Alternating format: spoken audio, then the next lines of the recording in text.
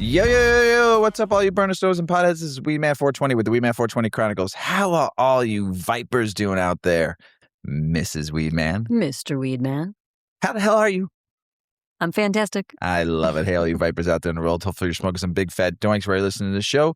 Mrs. Weedman and I are about to get normal, but before we do, we got the latest and greatest in cannabis news, political, international, culture, research, and science. It's coming at you in today's episode, everybody.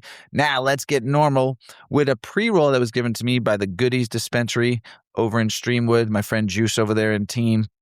And the Goodies team gave me these awesome pre-rolls that they're going to be knocking us out today on the show. And this is Knockout times Lung Buster. It's the Goodies Anniversary pre-roll. It's a potent hybrid cross combining the heavy sedated traits of Knockout with the gassy, funky lineage of Lung Buster. A blend of Knockout, a heavy indica-dominant legacy cross, and Lung Buster, which was bred by Soulfire Gardens from the Don Mega and Utter Madness. Lab results typically test around 24 to 30% total active cannabinoids, dominated by sharp diesel, skunky earth, pungent gas, and a subtle, creamy undertones. Fast-acting physical relaxation, deep body calm, and stress relief that can easily lead to couch lock or sleepiness. You can also get this at the Goodies Dispensary only in Streamwood. This was bred and grown and packed in pre-rolls just for the Goodies Dispensary for their 1-year anniversary party, which is August 23rd from 11 a.m. to 4:20 p.m. Go check out the Goodies Dispensary in Streamwood. I'd like to thank Juice and the team over there for hooking Mrs. Weedman and I up and throwing to the cause. I will say we've smoked this joint. We smoked 2 of them so far. They gave us 5. And I will admit, this puts me in the couch for fucking sure. It is a knockout. If you like heavy sedative indicas, this one is for you. I'm going to hit this. I'm going to tread lightly. Look at this fucking fat, jeez, this fat cone. Oh my gosh. This doesn't look like a 1 gram to me. This looks like I think it's 1.5. It looks like a 2 gram. It's a monster cone. Holy shit. Nice job, Goodies. Thank you for throwing to the cause. We appreciate you. Well, I'm smoking this doink, and this is definitely a doink. Mrs. Weedman's going to tell you about 8decades.com. Yes. Head on over to 8decades.com. That's EIGHT decades.com. And there you will find our cannabis lifestyle brand. We developed the brand, created a beautiful smoke set. If you're watching us, you could see it here on display. And if you're not watching us, go to our website and check it out. We've got all sorts of great accessories. Our agenda is to stomp the stigma by using products that you want to have on display. You know, it kind of starts a conversation. It gets the flow going. You know, someone who might not know what it is might ask you about it. And next thing you know, you're advocating for cannabis or you're rolling them a joint. That'd be even better. So head on over to 8decades.com. Check us out. You'll also find all sorts of good information about the podcast and swag for the Weedman420 show. So sign up for our newsletter and you'll get free shipping on your first order. And as Mr. Weedman always says, shop with us so we could pay our producer, Shawty. Shawty, the producer. Yeah, she's worth it. She makes sure you all get this show every Thursday. We record on Tuesday, and she makes sure we have this show out every Thursday. So we love Shawty, and we'd like to make sure she's paid. So thank you, everybody, for throwing to the cause. We appreciate you. Ms. Weedman. Mr. Weedman. We're going to talk about something that we talk almost as much about cannabis about. What's that? Farting. So daily conversation in this house. So before we get started with episode 322, everybody, we're kicking this episode off with some serious scientific research into the great mystery of the human backside. How much do people actually fart every day? And who's doing the most crop dusting along the way? You ever get crop dusted? Yeah, no, never. By me every day. So according to this study, Ms. Weedman, out of Australia, they had 6,400 people track their farts using a smartphone app called Fart Knocker. Close enough. Chart your fart. Pretty clever. You guess how many farts that they logged in, these 6,400 people? Like average? Just give me a number, like a total overall number. Like 35. 35 per person or per day per person. Okay, so basically the total though. For how long did they do this? It doesn't really say how long, but they just said they charted it by these brave volunteers, and it was more than 360,000 farts that were logged across the 6,400 people. Wow. 360,000 farts. That's a lot of farts. That is a lot of farts. Some stinky so, so somebody looked at that mountain of data, right? It was all on Chart Your Fart, and someone said, "Yeah, this is my career now."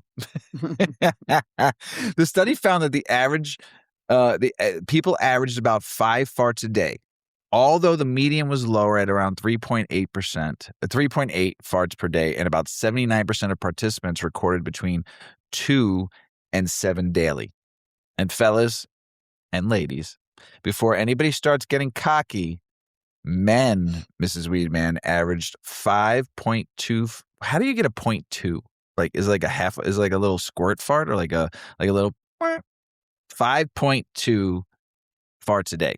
And women, 5.2? That's what I'm saying. So wait. That's it? So wait. Per day? Per average. It's average. Men? It's average. But women. Like per hour? Were a little less, but not by much. They're lying. 4.8 for women. I don't get the 0.8. What is like a half a fart? Well, it's not quite 5. Yeah, they got like a little fart. A little.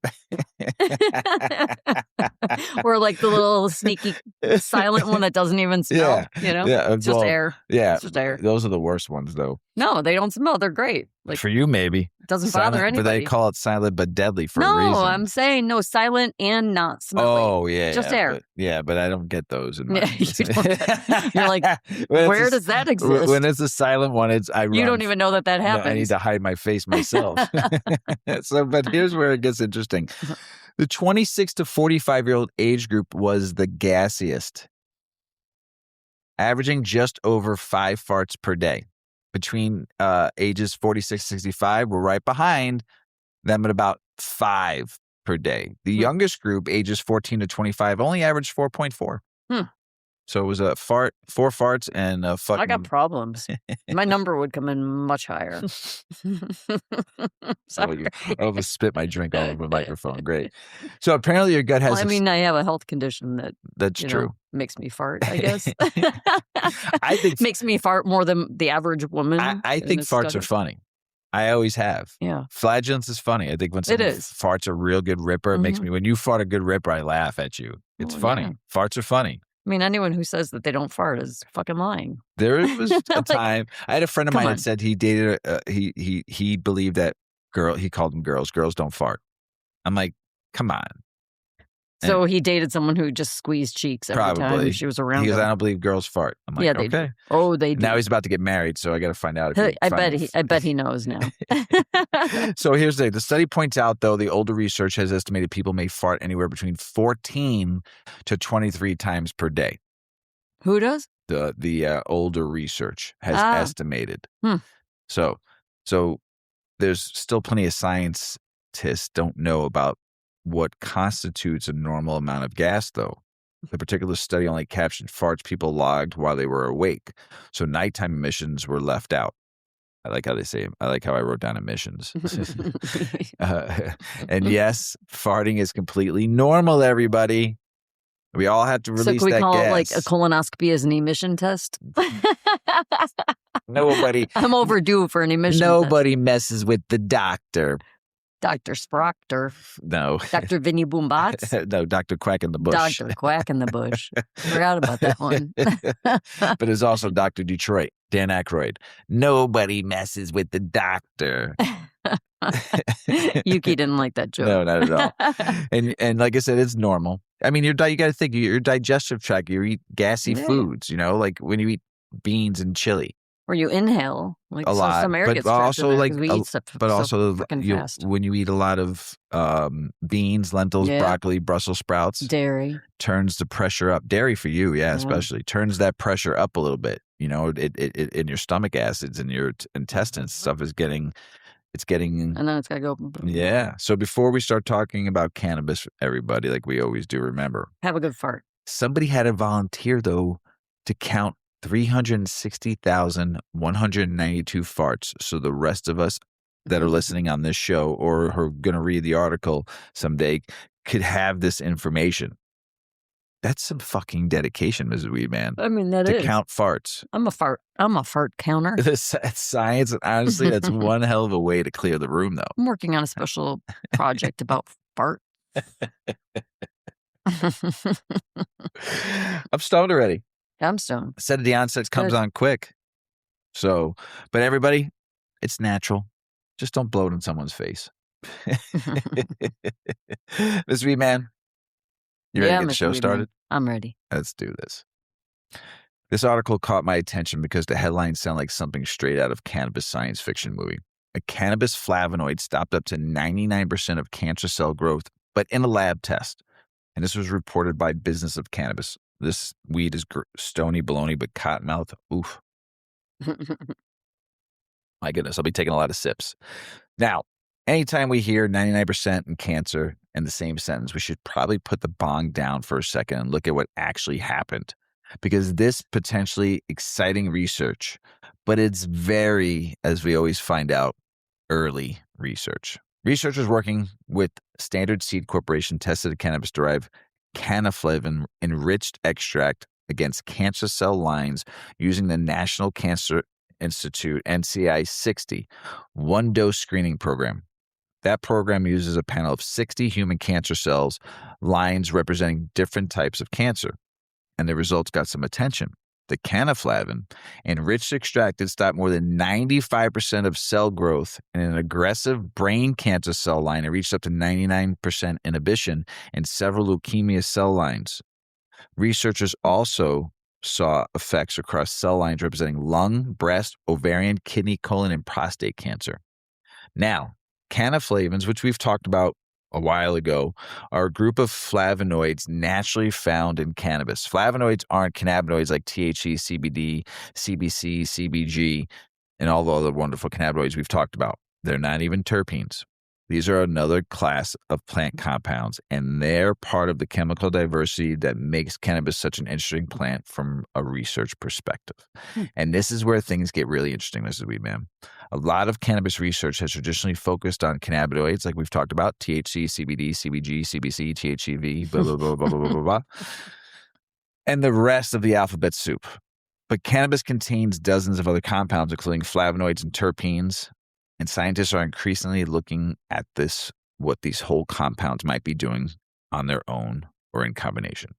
A recent 2026 review in Frontiers in Pharmacology looked at cannabis phytochemicals and cancer research and highlighted potential anti-cancer activity involving multiple classes of compounds. And while also emphasizing that much of the evidence remains preclinical. And that word, preclinical, is the big one here. The 99% number does not mean researchers gave cannabis a 100% cancer patient and 99% of them got better. It doesn't mean somebody smoked a joint and their tumor disappeared. It means that under controlled laboratory conditions, a particular concentration, cancer cells in a dish showed a dramatic reduction in growth. That's an important finding, but it's the beginning of a scientific journey. Definitely everybody not the finish line. In fact, the people behind this work acknowledged some pretty significant limitations. The screening used one concentration, so researchers don't yet have the kind of detailed dose response information you want to see. It wasn't an animal study, it wasn't a human clinical trial, and the findings haven't yet gone through peer review. And that's exactly why we're having different stages of medical research. First, you've got the laboratory work. Does this compound actually do anything interesting to the cells? If the answer is yes, researchers can move toward more detailed experiments, figuring out the mechanism, testing different concentrations, looking at healthy cells versus cancer cells, and determining whether the compound can even reach the tumor in the body. Then you've got animal studies, and eventually, if the safety and efficacy data support it, human clinical trials. Because here's the problem. Cancer isn't a petri dish. A human body has metabolism, blood flow, immune response, organs, enzymes, drug interactions, and a whole lot of biological chaos that doesn't exist in a plastic laboratory dish. And that's something cannabis research has taught us over and over again. A compound can look incredible in a cell culture, then behave very differently once it's got to survive the journey through the actual human body. Yeah, our bodies are fucking complex. I mean, we've learned a lot about our bodies, but we're still learning and learning, you know? So, still, I think this research is worth paying attention to, though, everybody, because cannabis is a chemical toolbox and may have only been seriously examining a fraction of what's inside it. The fact that a cannabis flavonoid-rich extract produced strong anti-proliferative, you like that, Mrs. Weedman, effects across multiple cancer cell lines gives research something worth investigating further. That weed might have got me smarter. The goal now isn't to declare victory. The goal is to figure out why it works, whether it can be made safe and selective, what dose is actually effective, and whether these laboratory results translate into real-world medical benefits. And if the future research confirms that some of the cannabis compounds can selectively attack cancer cells while leaving healthy cells alone, then we're talking about something potentially very important. So for now, we're putting this on the holy crap, Mrs. Weedman. It's interesting. But let's keep doing the science category, because 99% in the laboratory is exciting, 99% proven in humans, that's a whole fucking other level right there. And that's why we keep following the research instead of jumping straight from the petri dish to the dispensary counter. Good stuff. Yeah. Sure. I mean, it's a start like that. You know, you got to go through all the shit. Hopefully they keep on getting funding to do it, because promising, you know. So taxes. Taxes. Benjamin Franklin said one thing in life that I'll always remember, and he did a lot for this country in the early beginnings. There's two things I know in life. I got to pay my taxes, and I'm going to die. This is very true. Death and taxes. The two things that's going to happen that you have to pay. And I heard this song today. Do you realize you have the most beautiful face in the world? And then it goes on to say, do you realize that one day everyone you know will die? I was like, whoa. That was deep, huh, while you were driving? I wasn't even stoned. Like, wow. Fuck. Now that you're stoned saying that. Yeah, now it's like, wow. Well, that's pretty deep. That's deep. Everybody know. Everyone you know one day will die. That's it. And pay taxes. Yeah. Fuck the tax man. Fuck the tax man. People aren't paying their shit right now. Good for them. Yep. Fuck them. Yep. They ain't doing anything for us but spending our money stupidly.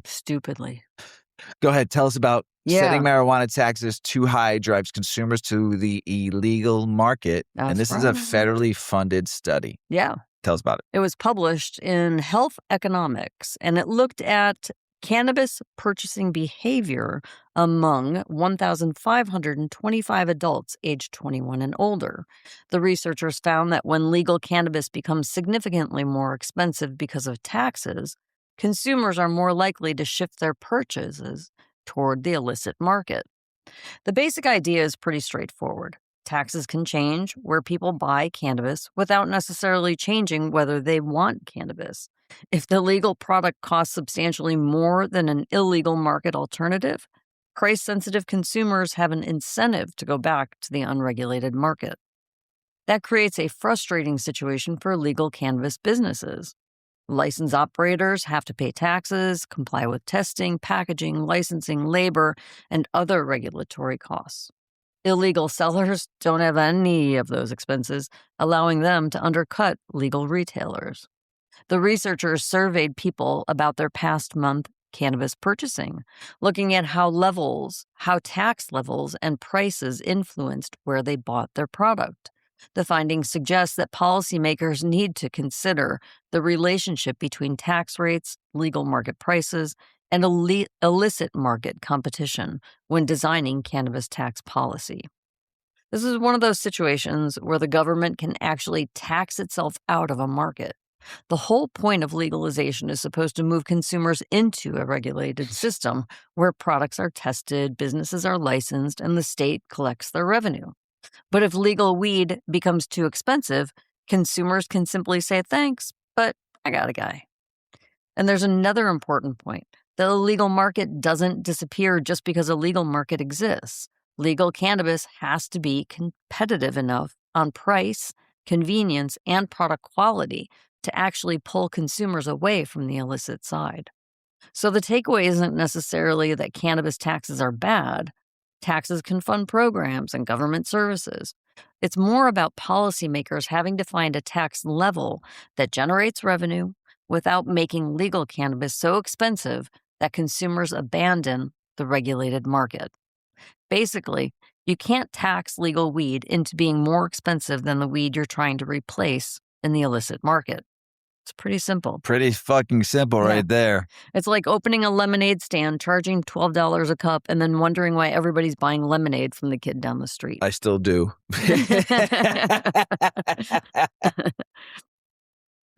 Taxes. I'll tell you this.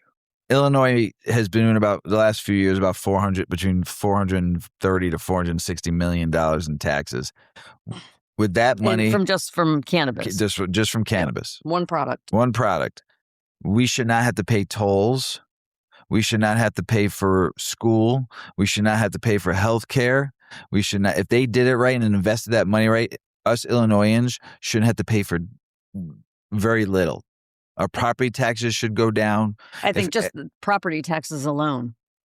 We should not $460 million. Yeah. If every taxes would cover city so much. or town did one dispensary in their town and charged 3% on top of that can go back into their town, you would make money. Illinois, though, needs to lower their tax rate down because I don't know what the fuck they're doing with that $460 million. I really don't. The school system should be every school should be rebuilt.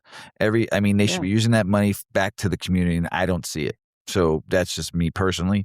And there should be an investigation so we all should be able to see where this money's actually truly, really going, because it's not going. We shouldn't have to pay tolls. We shouldn't have to pay fucking for parking. All this money that the cannabis folks are bringing in, I'm telling you right now, we're getting robbed, folks out there. I don't care, but you can come at me all you want. I'm telling you right now, we're being robbed. We shouldn't have to pay for dookie. I'm telling you right now. If not, they need to lower the tax rate down to 10% flat tax. Let every city do a 3 to 5% tax rate and let's put it back into their own cities and townships. And every town should have their own dispensary, community dispensary. Where you should shop there. It will change the world. It'll change Illinois. I don't know what I'm talking about, right, Mrs. Weedman? You have no fucking idea what you're talking about, Mr. Weedman. None at all. All right. So this story takes us back. How back? Way back. That was an old song, sorry. Before dispensaries, before prohibition, before humans were sitting around arguing about whether something is indica or sativa. We're talking about the evolution of this cannabis plant itself. This article we're checking out is Cannabis Evolution. How did THC become so powerful from ZME Science? Science. And this one asks a pretty darn interesting question. Where did THC actually come from? Where did it come from, Mrs. Weedman? Those angels, right? Yes. They're in those leaves. In the leaves. Because THC didn't just magically appear on one Tuesday afternoon because some ancient stoner plant decided, you know what? The world needs me. Something that'll make the deer really hungry and the humans really philosophical. The chemistry behind THC is actually the result of millions of years of plant evolution. Scientists know that cannabis belongs to the Cannabaceae plant, and genetic research suggests the cannabis and hop lineage diverged roughly 27.8 million years ago. The fossil record is pretty lousy when it comes to cannabis. So researchers have had to piece together the plant's evolutionary history using pollen genetics and molecular clock studies. And here's where things get really cool. Cannabis produces cannabinoids using a series of enzymes. Think of enzymes as tiny biological workers inside the plant. They take one chemical, modify it, pass it along to another enzyme, and eventually you wind up with compounds like THC, CBD, and CBC, and the mother, CBG. Researchers studying the cannabis genome have found that genes responsible for those final steps in cannabinoid production have undergone duplication and divergence over an evolutionary time. In other words, the plant essentially developed multiple versions of some of these genetic tools, and those copies changed and specialized. And that matters because it helps explain how cannabis ended up in such a bizarrely diverse chemical profile. But here's something that can get lost when we talk about THC. The cannabis plant didn't evolve THC specifically to get humans stoned. Humans run around when those biochemical pathways were developing. THC is what's called a secondary metabolite, a compound that isn't required for basic plant functions like photosynthesis or making structural tissues. Researchers have proposed several possible ecological roles for the cannabinoids, including defense against herbivores, environmental stress, and other biological pressures. But scientists are still working out exactly why cannabis evolved such a sophisticated cannabinoid system. And that's important because we shouldn't be turning an interesting evolutionary question into a scientific certainty. One fascinating clue comes from the genetics. A 2021 study examining the evolution of cannabinoid-producing genes found evidence that these genes arose through gene duplication and divergence within the cannabis lineage. Basically, the plant had genetic copies and could change over time, giving evolution more raw material to work with, and humans eventually got involved. Cannabis has been cultivated for thousands of years for fiber, food, and seed, long before modern high THC cannabis existed. Archaeological and genetic evidence suggest humans later selected the plants for different characteristics, including those associated with drug-type cannabis. Modern breeding has taken the selection process and put it on fucking steroids. Well, not actually steroids, everybody. Sorry. Let me take a sip. Having a little cottonmouth. no, yep. More like, let's grow this thing until the trichomes look like somebody dumped a snow globe on it. It's true. Man, we've seen some great stuff lately. Genome research shows that modern drug-type cannabis has undergone intense recent selection for higher THC content, particularly in modern commercial cultivars. Researchers have also found distinct breeding histories between hemp types and drug-type cannabis. So when you look at today's cannabis and see flower testing at THC percentages that would have been pretty extraordinary decades ago, you're looking at combined result of natural evolution, domestication, and very aggressive human selection. And there's another incredible piece to this story. You ready, Mrs. Weedman? I'm ready. In research published in late 2025 and reported in 2026, scientists at the I'm going to blow this fucking university up, Wageningen University reconstructed ancient versions of cannabis enzyme that existed millions of years ago. They essentially used genetic information and evolutionary comparisons to recreate extinct enzyme forms that test what those ancient biological machines could do. The researchers were able to demonstrate experimentally how ancestral enzymes may have contributed to cannabis developing the ability to produce cannabinoids like THC, CBD, CBG, and CBC. Think about that for a second. Scientists are basically doing Jurassic Park for enzymes. Pretty cool. They're not bringing back the dinosaur, though. They're bringing back molecular machinery from the evolutionary past and asking, what the hell could we do with this thing? And the research isn't just interesting by a form of historical perspective. Understanding how these enzymes evolve could eventually help scientists produce specific cannabinoids more efficiently for research, medicine, and biotechnology. There's also the bigger lesson here. We tend to talk about cannabis as if THC, CBD, terpenes, and all the other compounds were simply sitting there waiting for humans to discover them. But cannabis is a living organism that's been evolving and adapting for millions of years. We didn't invent THC. We just figured out how to grow the plant, select the genetics we liked, and eventually turn the THC dial up to about 11. And now modern science is going backward through the evolutionary history, trying to understand exactly how the plant developed its chemical toolbox in the first place. So, the next time somebody says today's weed is stronger than the old stuff, there's actually a fascinating evolutionary story behind it. Mother Nature built the original chemistry set. Humans just got a hold of the knobs and played in Tune in Tokyo. Just turn the knob. Sorry, everybody. And apparently we immediately cranked the THC knob all the way to holy shit. The evolutionary of THC, everybody. That's pretty good.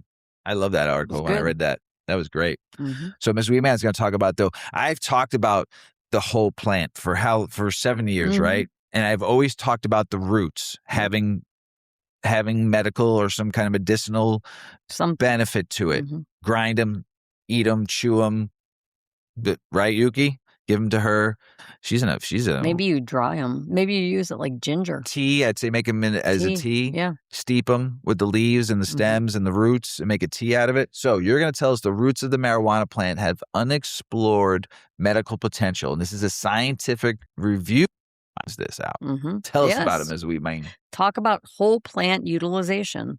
This new scientific review that was reported by Marijuana Moment says cannabis roots may contain a variety of bioactive compounds with potential medical applications, but they remain one of the least studied parts of the plant.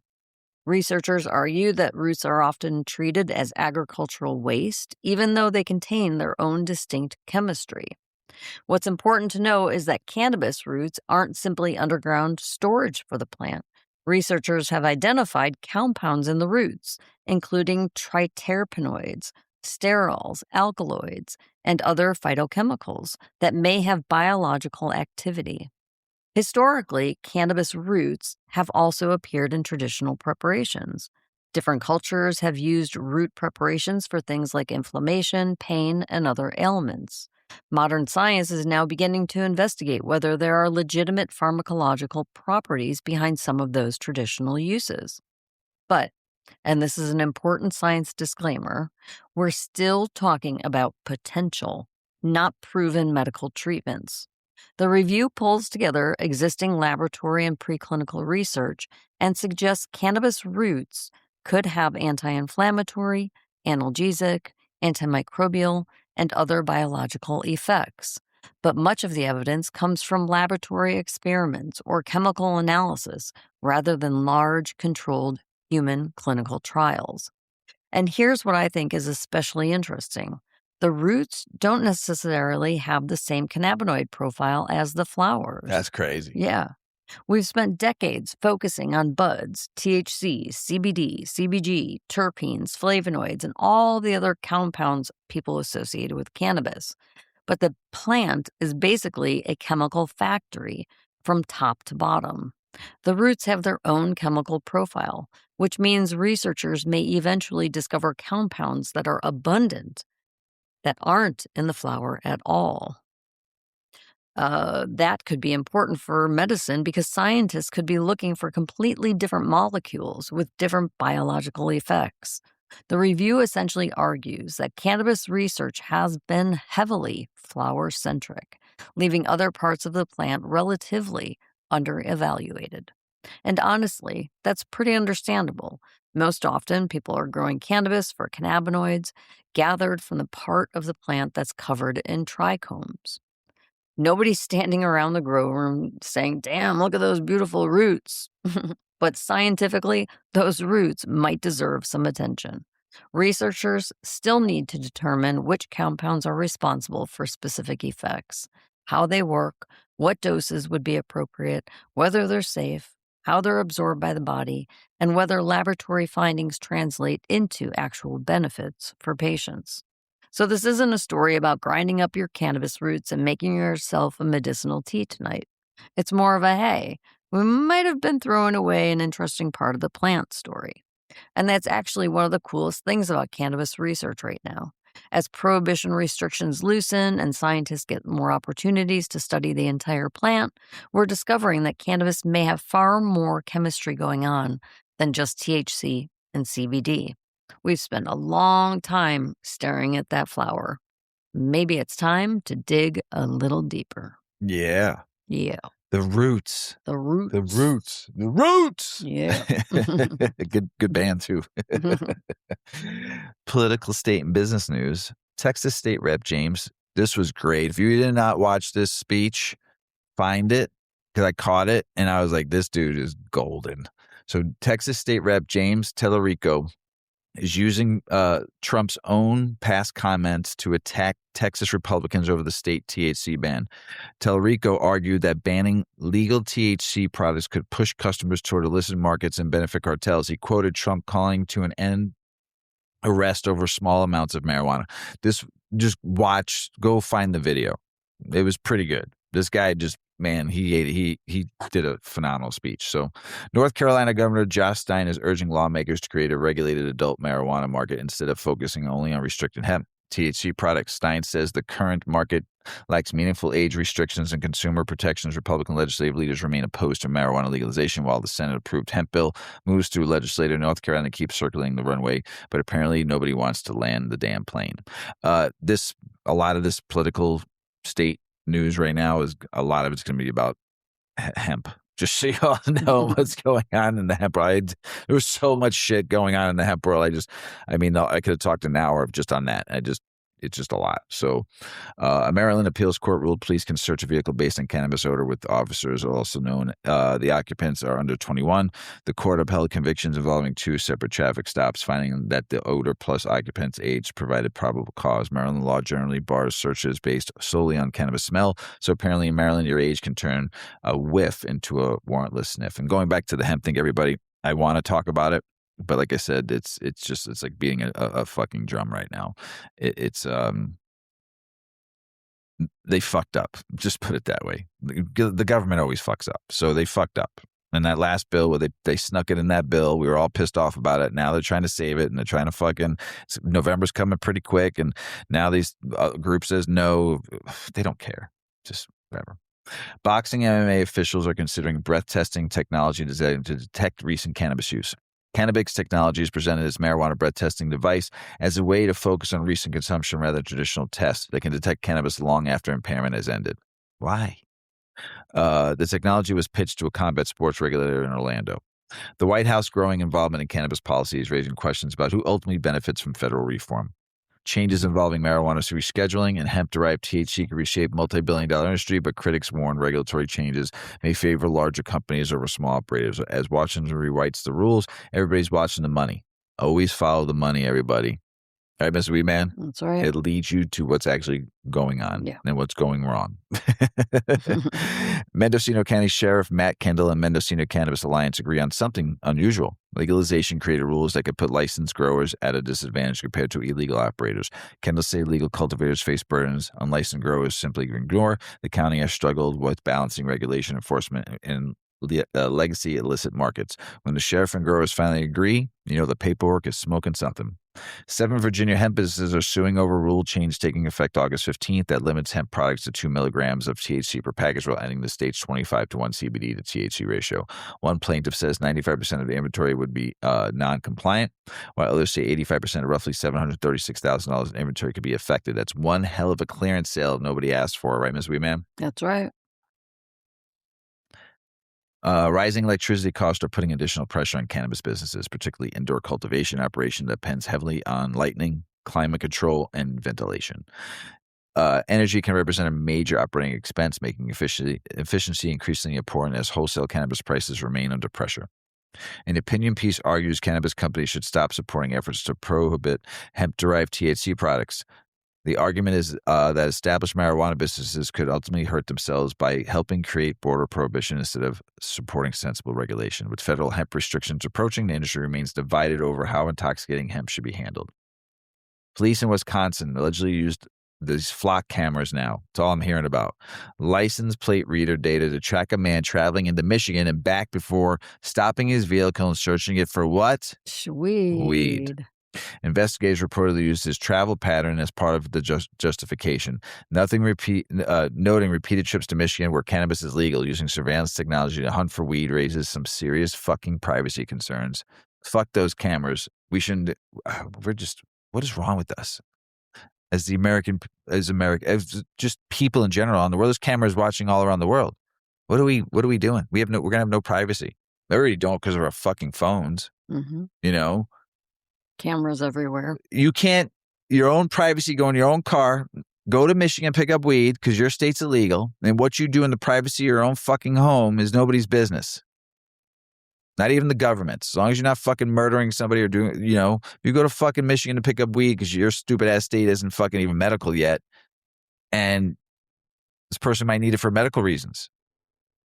And you're tagging his fucking driving patterns. This is what we're coming to now. Take it over, Mrs. Weedman. Political state and business news. Passing that joint over to you. Yeah. New York cannabis farmers are getting a new sales opportunity. This is pretty amazing. Some craft growers can now sell directly at farmers markets, allowing customers to buy from licensed cultivators without the traditional middleman. Supporters say the change could help small farms reach customers and improve margins. Honestly, there's something satisfying about buying local flower, like you'd buy tomatoes. Farm-to-table weed. Imagine that. Ooh. Iowa lawmakers and budget analysts are pushing back on the idea that marijuana legalization would magically solve the state's budget problems. Legalization could generate tax revenue, but estimates vary widely, and revenue would depend on the size and structure of the market. So yes, cannabis could bring in money, but apparently the state's budget needs more than a joint and a prayer. Dr. Mehmet Oz is asking senators to delay the federal hemp product ban so seniors can continue accessing CBD products through Medicare-related programs. The administration has been developing a program that can provide eligible patients with up to $500 annually in hemp-derived products, primarily CBD, with some THC allowed. Affordable wellness options sound nice. Let's hope that Congress agrees. The DEA's cannabis rescheduling process is moving into another phase, with transcripts and final briefs becoming important pieces of administrative record. Rescheduling could affect research, taxes, and business operations, but it won't equate to federal legalization. Basically, cannabis is still waiting for Washington to decide what drawer it belongs in. A bipartisan group of 39 attorney generals previously urged Congress to crack down on intoxicating hemp-derived THC products, arguing they create safety and regulatory problems. The coalition now wants federal lawmakers to redefine hemp and close what they call a loophole created by the 2018 Farm Bill. No such thing as a loophole. Yeah. That same Only business development, everybody. That's right. That same coalition of state attorney generals is putting pressure on Congress to keep restrictions on hemp-derived THC products in place. Their argument centers on intoxicating products being sold outside traditional cannabis dispensaries, and they have concerns about youth access and consumer safety. Meanwhile, the cannabis and hemp industries are fighting over current rules. At this point, somebody needs to pass the popcorn.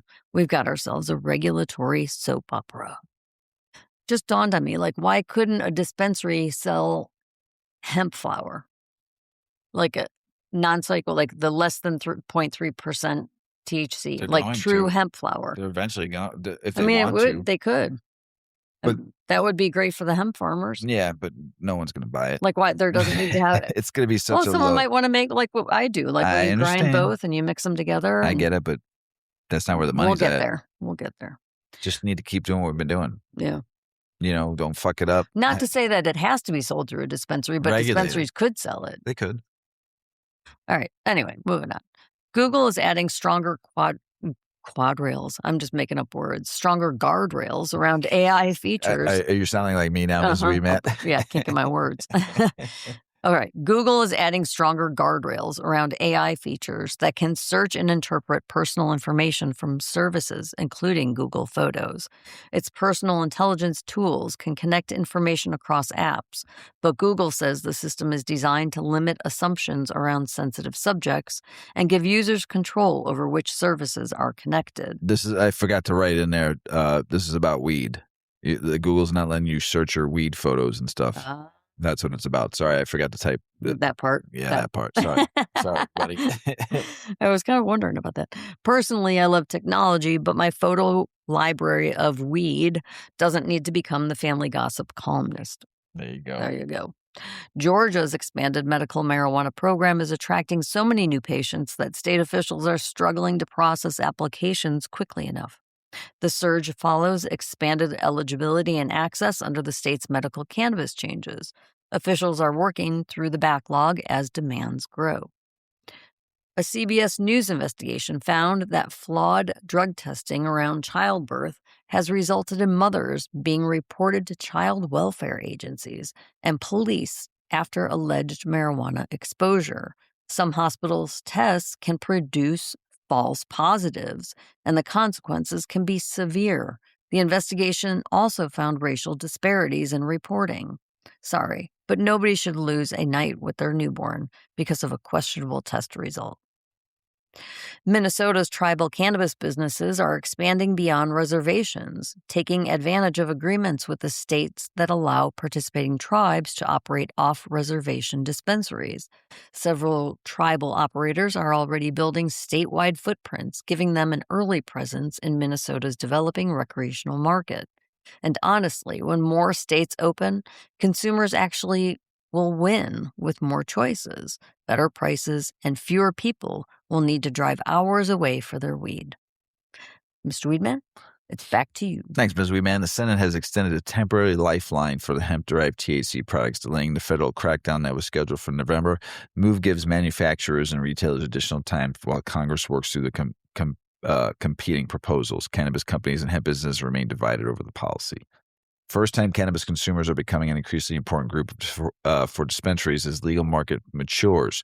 Many newcomers are unfamiliar with products, potency, dosing, and the difference between flower, edibles, and concentrates. That puts budtenders in an important educational role. The industry isn't just selling weed anymore. It's teaching people how to shop for it. Welcome to Cannabis Kindergarten class. Please keep your hands off the edibles. A national survey of 989 employers found 48% don't test job applicants for cannabis, while 40% still test every applicant and 12 test for certain positions. Among employers that do test, 44% reported recruiting challenges. Testing policies vary widely by region and industry. Turns out employees are discovering that cannabis consumers already knew. Failing a job interview because of yesterday's weed is getting pretty damn outdated. Concerns are growing around emergency room visits involving high-potency cannabis products, particularly as the legal market makes stronger flower, concentrates, and edibles more accessible. Researchers caution that cannabis-related emergency visits don't automatically mean cannabis caused every medical problem involved. Still, higher THC means higher risk of unpleasant reactions for some. It's a small sum of consumers. Delaware's first year of recreational marijuana sales came in well below regulators' original revenue projections. Like $54 million. It was projected to do $218 million. Excuse me, everybody. The state expected the new market to generate significant sales and tax income, but actually results fell short. Doesn't necessarily mean legalization failed. It just shows how difficult it can be to predict consumer behavior, pricing, and market development. A Louisiana guest opinion argues voters don't want lawmakers banning hemp-derived THC products and says consumers should have a voice in how the market is regulated. The debate comes as lawmakers nationwide consider tighter restrictions on intoxicating hemp products. Supporters of restrictions cite safety and youth access, while opponents favor regulation over prohibition. The smell of cannabis remains one of the industry's biggest public relation challenges. Strong odors can bother neighbors and create complaints even when cannabis is legal. The industry is increasingly looking at odor control systems, enclosed consumption spaces, and better ventilations to reduce conflicts, because legalization doesn't magically make everybody love the smell. What was the one thing you've always said you liked about weed, even when you didn't smoke it for a while? The smell. You've always said you love the smell of weed. Mm-hmm. How could you? I mean, there's some people, I get it. It's just too strong of a scent. It just, they don't like that funky skunky that I love. Oh my God, when I smell the funky skunky, boy, I'll follow that trail for miles until I get to it, and I've done it. So, but it's not for everybody. I wonder if they like the smell of farts. Oh, man. Sorry, everybody. Houston activists submitted nearly 40,000 signatures seeking a November ballot measure that would make low-level marijuana enforcement one of the city's lowest police priorities. Houston requires 20,000 valid signatures to force charter amendment onto a ballot, and officials are still verifying them. Similar Texas initiatives have faced legal challenges. Nebraska's legal marijuana now Senate candidates say he never planned to withdraw from the race, despite controversy surrounding the state's unusual Senate contest. Mike Marvin remains listed as legal marijuana now candidate. Legal marijuana now candidate. I love it. While allegations have circulated about candidates not generally intending to serve, Marvin has rejected those claims. Nebraska politics has apparently discovered a new strain, election kush, granted to make your head spin. And that's political state and business news, everybody. Now, Mrs. Weedman's going to tell you that's something that you're all kind of noticing out there. I have been for a while, but maybe you're noticing it. This is a study that finds consumers are noticing cannabis consolidation too. Yes. This recent article looks at how cannabis consumers themselves are reacting to the growing consolidation of the legal industry. Researchers interviewed 37 adults in established legal cannabis markets, and the participants generally supported legalization, but many expressed concerns about corporate concentration, regulatory costs, and small businesses struggling to compete. The interesting part, this isn't just something business owners are complaining about. Consumers are noticing it too. People interviewed said that they were concerned that large companies and chains could eventually dominate legal cannabis, while independent growers, retailers, and other small operators struggle with the cost of licensing, compliance, taxes, and other regulations. And that creates an interesting contradiction. Legalization was supposed to create a regulated marketplace where entrepreneurs could build legitimate businesses, but the regulatory burden became so expensive and complicated that only companies with substantial capital can survive. And the industry is starting to look a lot more corporate than people originally imagined. The study also found consumers still value local businesses and the diversity they bring to cannabis. Smaller operators can offer unique products, local relationships, and a sense of community that isn't always easy for larger companies to replicate. Of course, 37 interviews aren't enough to represent every cannabis consumer in America, and this isn't a nationwide polling study, but it does give researchers a look into how people in established markets are thinking about where the industry is headed. And honestly, this is a pretty important conversation for cannabis, because there's nothing wrong with successful companies getting bigger. That's business. But if the industry becomes so consolidated that the independent growers, legacy operators, and small dispensaries can't survive, consumers could eventually have fewer choices. And that could mean fewer unique strains, fewer local brands, and less of the personality that makes cannabis culture what it is. It's kind of like going from your favorite little neighborhood restaurant to a strip mall where every place is owned by a corporation. Sure, the food might still be good, but sometimes you want your weed from somebody who actually knows what the hell they're growing. The message here isn't that the future of legal cannabis isn't just about how much weed gets sold. It's about who gets to participate in the industry and what kind of cannabis marketplace consumers ultimately want. Yeah, that's what you ultimately want, everybody. That's right. New Zealand's international news. New Zealand's Medicines Regulatory has approved 5 additional medicinal cannabis products from Rua Bioscience, expanding the options available to eligible patients. The approval includes new cannabis-based medicines intended for New Zealand's regulated medical market. Hell yeah, New Zealand. Nepal's Gandaki province is moving ahead with legalization to regulate marijuana cultivation and production, despite concerns that provisional rules could conflict with federal law. The proposed focus on licensing and controlled cultivation is what supporters pointing to economic opportunities and traditional uses. Let's go Nepal. Viva Nepal. Uruguay has adjusted prices for legal adult use cannabis sold through pharmacies as authorities continue managing the country's regulated market. Uruguay became the first country to fully legalize recreational cannabis nationwide in 2013, and its pharmacy system remains a unique experiment in regulated access. Rwanda's cannabis industry remains focused on exports rather than domestic recreational sales. The country has developed a slightly controlled medical and industrial cannabis framework aimed at international markets with licensed operators producing cannabis under strict government oversight. Meanwhile, Australia's New South Wales lower house has passed legislation addressing medical cannabis and driving offenses. One country wants export dollars, and another wants clearer road rules. Cannabis policy never takes a vacation, Mrs. Weedman. Kuwait authorities arrested as a man accused of operating a marijuana cultivation operation and seized cannabis plant and regulated materials reportedly worth more than 15,000 Kuwaiti dinars.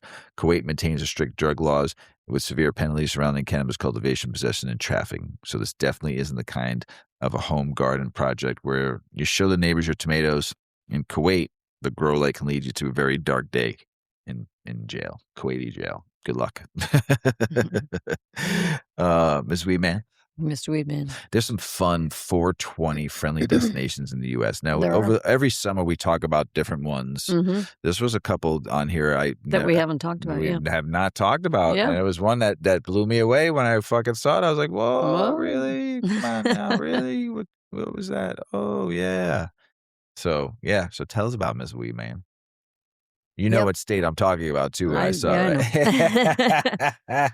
Yep. Vice put together a guide to U.S. destinations where cannabis travelers can do more than simply visit a dispensary. The article focuses on places that have licensed consumption lounges, cannabis-friendly lodging, campgrounds, wellness experiences, and other ways to actually incorporate cannabis into a vacation. One of the biggest standouts is West Hollywood, California, which Vice calls one of the country's best options for cannabis hospitality. Its Emerald Village has multiple consumption lounges, including the Artist Tree, the Woods, Private Reserve, and IYKYK. If you know, you know. Some combine, because I said it both ways. Yeah. Were you laughing at me? Yeah. Some combine cannabis with food, music, art, and other entertainment. Las Vegas is another obvious contender. Planet 13 has its own consumption lounge, Dazed, while New Woo Cannabis Marketplace offers Sky High Lounge. So instead of buying your weed and wondering where the hell you're allowed to smoke it, there's actual places built for an experience. Then there's Denver, which had adult-use cannabis since 2014. The article points out that cannabis doesn't have to be the entire reason for visiting anymore. It can simply be part of a bigger vacation involving restaurants, concerts, museums, skiing, mountains. Denver also has lounges such as Cirrus Social Club and Tetra Lounge. And they forgot to mention the International Church of Cannabis. Yeah. Gotta throw that one in. Yeah. You went there. You can't consume there, but it's a pretty cool experience. Atlantic City, New Jersey. This was the one I was like, hell yeah, home team right, Right? there. Atlantic City, let's go. It has an interesting setup because High Rollers operates a 3,300 square foot cannabis lounge inside the Claridge Hotel, right near the boardwalk. There's also Sunny Teen, which offers events including karaoke, trivia, painting, and yoga. That's basically taking the traditional casino weekend and adding a little green seasoning. For something much more relaxed, Vice recommends Sonoma County, California, where Mine Farm offers designated outdoor consumption areas along with cannabis-oriented experiences like terpene education, infused dining, yoga, massage, and even something called cannabirding. Yep. Apparently, you can now get high and go bird watching with a terpene profile. And then there's Maine's Lake region, where Camp Laughing Grass offers cabins, glamping tents, and campsites on 17 private acres. It's basically cannabis summer camp for kids, hiking, kayaking, campfires, and somewhere you can legally enjoy cannabis on site. The campground operates seasonally and closes around mid to late September. One important warning from the article: legal cannabis doesn't mean you can consume it anywhere. Public consumption is still prohibited in many places, and most hotels don't allow smoking or vaping in your rooms. Even a property calling itself 420 friendly can have very specific rules about where you can consume. The article also points to New York, Chicago, Maryland, and Minnesota as places to watch as cannabis tourism develops. Chicago is particularly interesting because Lollapalooza just offered hemp-derived drinks at select bars on the festival grounds. I think the bigger story here is that cannabis tourism is becoming an actual hospitality industry. It's moving beyond, here's a dispensary, good luck figuring out where you can smoke. Now we're seeing lounges, hotels, retreats, infused dining, wellness activities, and entire travel experiences being built around weed. And honestly, I'm thinking a cannabis-friendly spa weekend sounds pretty good right about now. Because Yeah, it does. sometimes you don't need a vacation from cannabis. You need a vacation with it. But bang. Bang. But bang. This is Yeah. Weedman. I need a fucking Bang. vacation. Yeah, we do. It's been a while. I don't allow us to go on vacation because if we do, we miss an episode of the show a week. So I can't do that to you all. So as Weedman's rolling our Okay. eyes. I think they could stand not hearing this for a week. We just double up. That's right. Double up, record Right. twice. So, but hey, everybody. Ms. Weedman, Mr. Weedman. that's the end of the show. Yeah. You got anything else to say before we go? Crazy weather out there. Ooh, here in Illinois. Crazy weather in Illinois. Oof. Wherever you're at, hope you're staying safe and staying well and staying elevated. Ooh, I like that. Everybody, just got to say something. How y'all doing out there? Are you doing okay? Are you? If not, there's somebody out there that can help. I know it's rough out there right now, everybody, but do the best you can each and every day. Live life. You only get to live it once, so make the best out of it. Just say, fuck it. I'm going to go live some fucking life and have some fucking fun. I love you out there. As Paulie always says, smoke smart. Puff, puff, and away. Puff, puff, pass. Check out our cannabis lifestyle brand online at 8decades.com. Our custom smokes and accessories are perfect for your coffee table, bedroom nightstand, or kitchen counter. They're designed for you to show them off. The Canna community is also loving our hemp and cotton blend t-shirts, sweatshirts, scarves, and hats, finished off with our 8 Decades logo. We've got some awesome long-lasting goods that will be your favorite for years to come. 8 Decades, because a 9th decade of cannabis prohibition isn't acceptable.